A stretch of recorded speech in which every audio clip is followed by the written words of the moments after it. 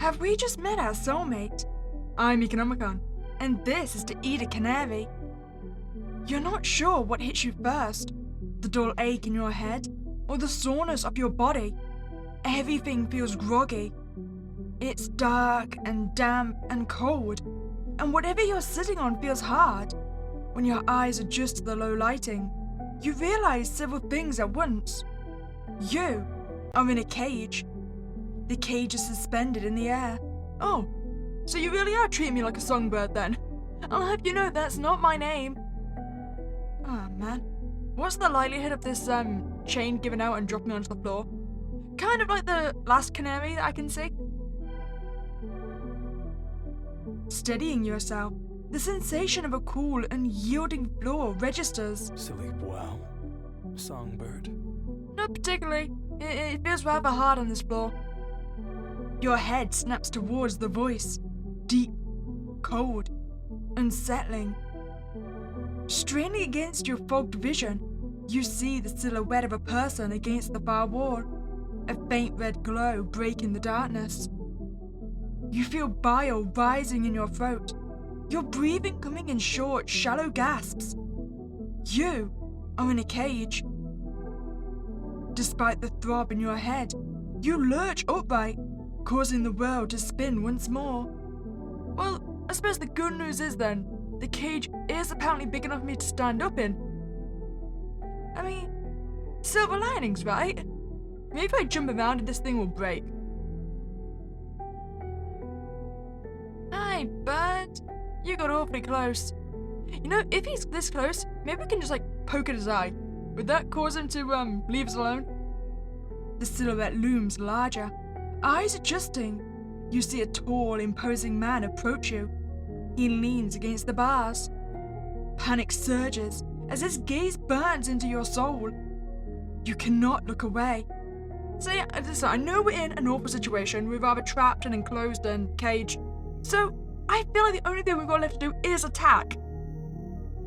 He has put himself rather close to those bars. Do you know him? Have you seen him before? Who is he? A cold smile spreads across his face, intensifying your unease. Without breaking eye contact, he extends a scarred hand out towards you, open and expectant. Bite his finger. I dare this and everything I've got to bite his finger. Listen, okay? Well, I suppose we can slap his hand. That's the closest thing we've got. If you're going to put me in a cage, you've kind of got to expect a reactionary violence. I feel like that is only fair in this situation. Well, seeing though slapping is the closest thing we've got to biting, we have to go for that. He makes a fist, and his expression twists with rage. But before you have time to react, he relaxes, then taps the cross hanging from a rosary around his neck. I hope you like it. I think it suits you. A part of me with you always. I'm gonna burn it. With shaky hands, you clutch at your neck where you feel the edges of a cross settled in the hollow of your throat. You rip at it, but there's no give, no way to remove it. I want you to feel at home here.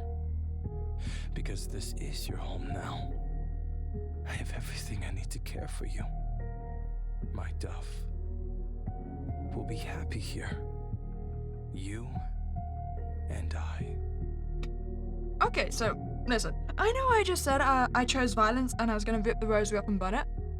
But, if you can promise me a computer, TV, and unlimited funds to buy horror games, I'm willing to stay in this cage. I've now changed my mind. Yeah, okay, you gotta feed me and all the other humanly bodily functions I need to do. But, if you provide me the horror, I'll stay. We got a deal? I'm not gonna lie, that actually sounds like a great life. I'm willing to stay in an enclosed space if it just means I get to do whatever the hell I like. I don't want to have to go to work. It's not fun. I don't enjoy it. I would just happily stay enclosed, playing my games. Your stomach turns as his smile widens. Stark, vivid, mismatched eyes scour your body, leaving you feeling exposed, consumed, devoured. Summoning all your inner strength, You look straight at him, your eyes focusing on his. You know, I'm gonna assume you do seem rather obsessed with me, that you are gonna give in to my every want and demand to stay here with you. So, I'm not gonna demand you let me go. Don't worry, I'm past that now. You can keep me. But why are you doing this? If he heard you, he gives no indication. The sickly sweet smile stays firmly in place. And finally, his eyes make their way back up to yours. You're just like you were back then. You don't fear me. Am I supposed to? I mean, sure, you've kidnapped me and enclosed me and trapped me in a cage, but, I don't think you've hurt me. Actually, no, I did see my entire body hurt, but that's probably from, like, drugs or blunt force trauma, right? Leaning closer, he caresses the bars gently, still staring intently at you. They'll all look away. Can't look at me. Be near me. They're scared of my demons. If they meet them. But not you. Are you meaning like physical real demons? Do you have demons? I will definitely stay with you if you've got demons.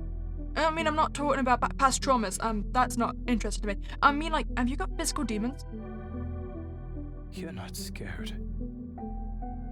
It's not a question, but a statement. And a wrong one at that. You are terrified. So, who are you? Sweet songbird. We are made for each other, can't you see? From the moment you showed me your grace, I knew that we were destined to be here. Just like this. Well, I was kind of hoping for an improved living condition. I don't particularly want to stay in a birdcage, if I'm perfectly honest. If you can upgrade me to the entire basement, we're gonna get along really well. As he reaches out again, you press your back against the bars to stay out of his reach. Another flash of fury on his face. Another reminder that you are completely at his mercy. Well, I don't think he's very happy with us. Ooh, is that a saw blade? I should probably start behaving. Who's Noah? Okay, no, that's a lot of names. Are these all the people that have belonged to this cage before me? That's kind of, concerning. You move to get away from him, but your foot catches on the bars. You're tilted sideways, and your face slams against the cold metal. Before you can right yourself, he grabs you by the throat. His grip tightens. You grasp at his hands as you open your eyes. Don't. Gasping for air, you're suddenly aware of blood running down your face. It mixes with tears streaming from the pain of his assault. He's not really giving in to our demands right now, but I think that he will. So I'll just let fear immobilize me. Before you can think, you feel his hot breath on your cheek. The wetness of his tongue passes over your brow as he laps at you, taking in blood and tears alike, and that's a little bit disgusting. I don't think your tongue is very sanitary. I swear to God, if you give me an infection because you decided to lick my cut, we're gonna have issues. I'm just telling you now. I will make you sit through an entire Resident Evil movie marathon with me as punishment. I mean, I'm gonna enjoy that. I love those movies, but they're bad. They're awful. You'll hate it. Don't test me. I shall be healed. Not with my blood, you won't. His grip relaxes, and you collapse on the cold floor. Looking towards him, you see his eyes close. A hand gently holds his rosary, and he continues to whisper. He is praying. Could you use this to your advantage? You move slowly, reaching out to him, fingers brushing softly against his skin. He lets out a shaky moan, then snaps his eyes back up to you, studying. Let me out. We'll pray together. You feign a smile. Survive. Please. A moment of consideration, and then he sticks a hand in his pocket and pulls out a ring of keys. When he finds the one he's looking for, he quickly opens the cage. I really did not expect that to work, unless he's just baiting us here. He picks you up easily, setting you down in front of him. He's tall, well over 6 feet, and warm. Briefly looking around the room, you see a large table saw and a far wall lined with tools. Okay, I'm kind of settled on this just... oh, you've got an entire box of chainsaws? Oh, that's awesome! We can go risk, like, Evil Dead on this guy. Anyway, as I was saying, I'm kind of settled on just staying here and having us pay for our lifestyle. But if we did want to escape, I think the best thing is to shove him back into the table saw and then just, like, get it to slice at his spinal column. He's not chasing us with the broken back, right? We'll have to turn it on first. That might be the sticking point. It's not hard to picture him using a hammer to immobilize you, or pliers to torture you, or rope. I don't think it would work. Let's face it, I mean, I think it's like a 3-step process for actually immobilizing this guy. And we already know he's like really extremely bigger than us. I'd just say it wouldn't work. It hits you all at once. You can't get away from him. You're never leaving. Pray with me. He grabs your hands and slowly pushes you to your knees. Standing above you, he fingers the cross dangling from your choker. He then runs his hand up your neck, pausing to dip his thumb into your mouth before continuing upwards and grabbing a fistful of your hair. Listen, I thought we were just getting along. What's with the grabbing? He pulls your head back, forcing you to look at him. Pray. If he loves praying, is that a no on the horror games? You know what? Maybe I judged us too soon. I feel like we could definitely get out of here if we tried our best. I mean, we could just grab any of the weapons on the shelf, right? Just start swinging or stabbing. I think it's time to get out. With a strangled yowl, you push past him. You just need to get to the stairs. There are your freedom. Wait, we didn't attack him first? Oh, this was a mistake.